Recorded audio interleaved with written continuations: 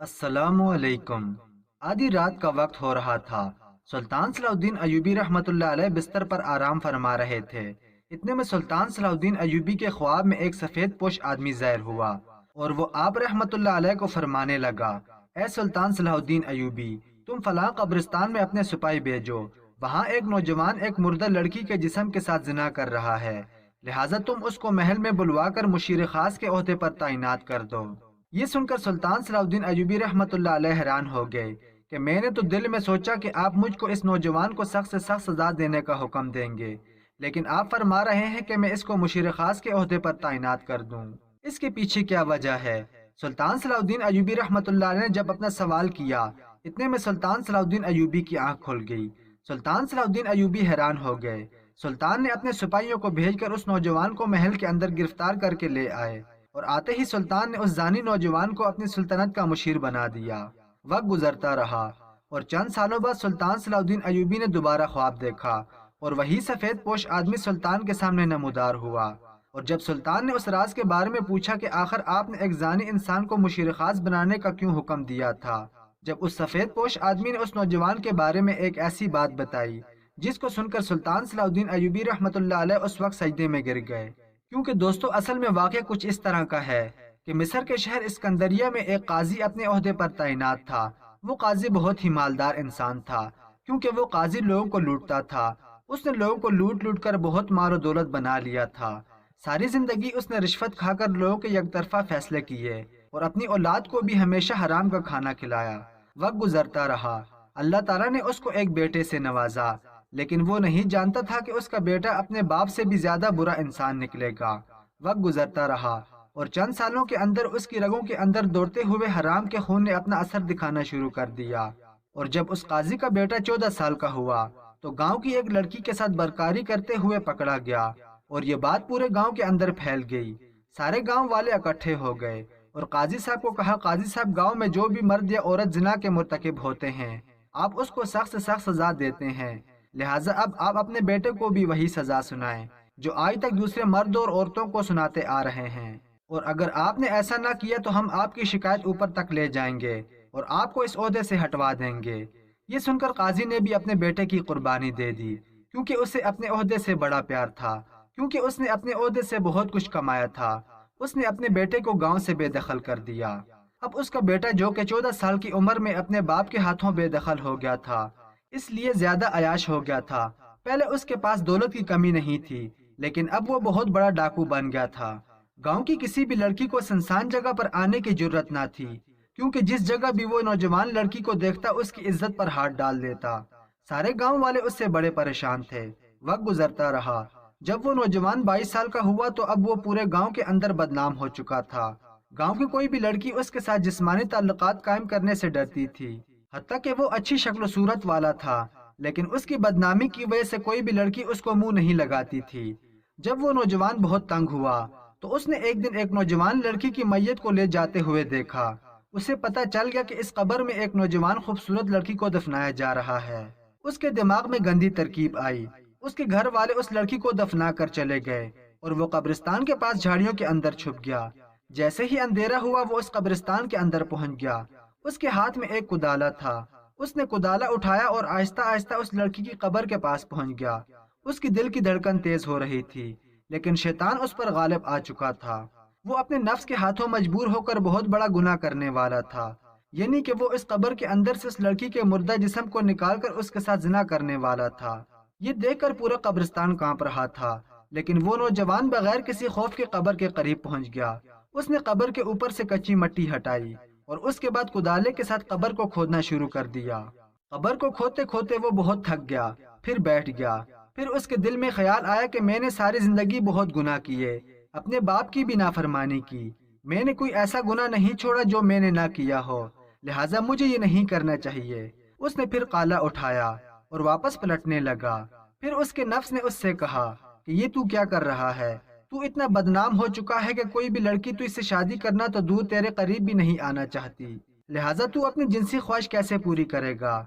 यही तेरे पास एक आखिरी तरीका है, लिहाजा तू कब्र को खोद और अपनी ख्वाहिश पूरी कर ले।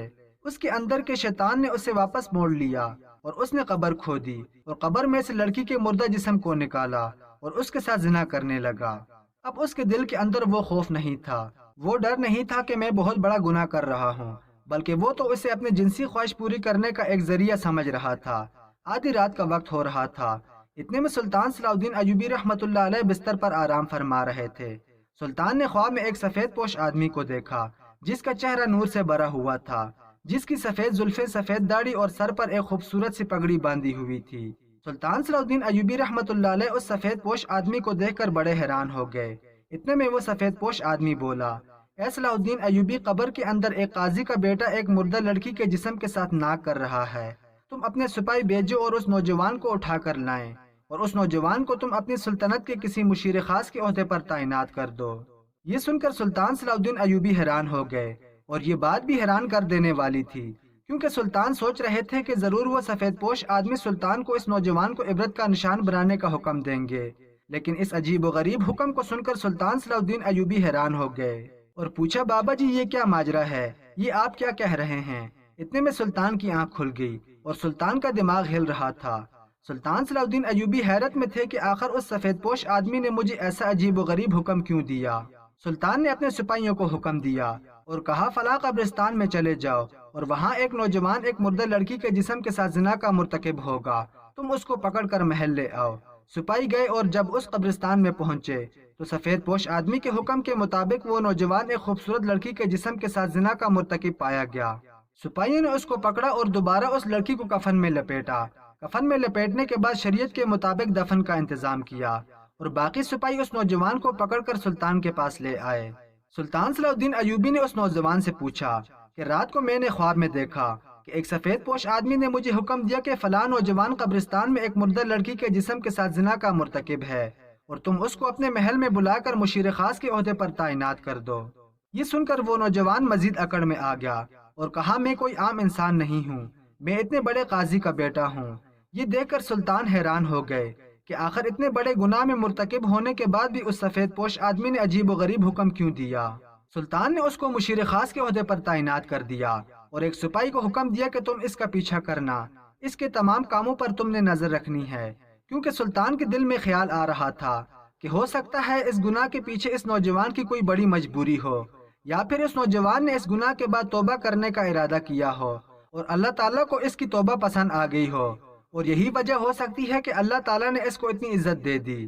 لیکن سلطان صلاح الدین ایوبی نہیں جانتے تھے کہ آگے کیا ہونے والا ہے۔ اگلی صبح سلطان کو سپاہی نے آ کر بتایا کہ حضور، وہ نوجوان تو ابھی بھی اتنے بڑے گناہ کا مرتکب ہو رہا ہے۔ پچھلی رات کی طرح آج بھی وہ نوجوان شام کے وقت شاہی پروٹوکول کے ساتھ اس قبرستان میں گیا اور سارے سپاہیوں کے سامنے ایک قبر سے ایک حسین و جمیل لڑکی کا جسم نکالا اور اس کے ساتھ زنا کرنا شروع کر دیا۔ یہ سن کر سلطان صلاح الدین ایوبی کو بہت غصہ آیا کہ اس نوجوان کو جس کو اتنی عزت دی اور اس کو مشیر خاص کے عہدے پر تعینات کیا، اب اس کو پھانسی پر چڑھا دے، کیونکہ اس نے ابھی تک توبہ نہیں کی۔ لیکن پھر سلطان کو خیال آیا کہ مجھے اس کو اس عہدے پر تعینات کرنے کا حکم ایک ولی اللہ نے دیا تھا، لہٰذا میں اس کو کچھ نہیں کہہ سکتا۔ اگلے دن سلطان صلاح الدین ایوبی اسی تجسس کے ساتھ آرام فرما رہے تھے، اور ساتھ ساتھ سلطان کو غصہ بھی آ رہا تھا، کیونکہ سلطان کی سلطنت کے اندر ایک زناحی انسان اتنے بڑے عہدے پر تعینات تھا۔ سلطان صلاح الدین ایوبی رحمۃ اللہ علیہ کے خواب میں دوبارہ وہی سفید پوش آدمی ملتا ہے۔ جیسے ہی وہ سفید پوش آدمی نمودار ہوا، سلطان نے پھر سے وہی سوال کیا، بابا جی، آپ نے آخر اتنے بڑے زناحی انسان کو اتنے بڑے عہدے پر تعینات کرنے کا حکم کیوں دیا؟ یہ سن کر سفید پوش آدمی نے کہا، اے سلطان صلاح الدین ایوبی، جب اس نوجوان نے یہ گناہ کیا تو یہ گناہ اللہ تعالیٰ کو سخت ناپسند آیا۔ اللہ تعالیٰ نے حکم دیا کہ اس کو اچھے سے عہدے پر تعینات کر دیا جائے، تاکہ یہ دل میں سمجھے کہ مجھے یہ عہدہ یہ گناہ کرنے کی وجہ سے ملا ہے، اور یہ مزید اپنے گناہ کو بڑھاوا دے اور ساری زندگی اس کو توبہ کرنے کی ہدایت نہ ملے۔ یہ سن کر سلطان صلاح الدین ایوبی رحمۃ اللہ علیہ بڑے حیران ہو گئے اور ایک دم سے ان کی آنکھ کھل گئی۔ تو دوستو، کبھی کبھی چھوٹی باتوں کے پیچھے بڑے بڑے راز چھپے ہوتے ہیں، اس لیے اگر ہم سے کوئی گناہ ہو جائے تو اس گناہ کے بعد اگر ہمارے ساتھ کچھ برا نہ ہو تو ہم سمجھتے ہیں کہ شاید یہ گناہ کرنے سے ہمارے ساتھ کچھ بھی برا نہیں ہوگا، لیکن یہ نہیں پتہ ہوتا کہ اللہ تعالیٰ ہمیں آزما رہا ہوتا ہے۔ ہمارا اللہ چاہتا ہے کہ اگر اس کو اس گناہ کے بعد کوئی مشکل پیش آئی تو کہیں یہ توبہ نہ کر لے، کیونکہ اس وقت اللہ تعالیٰ نہیں چاہتا کہ ہم توبہ کے راستے پر آئیں۔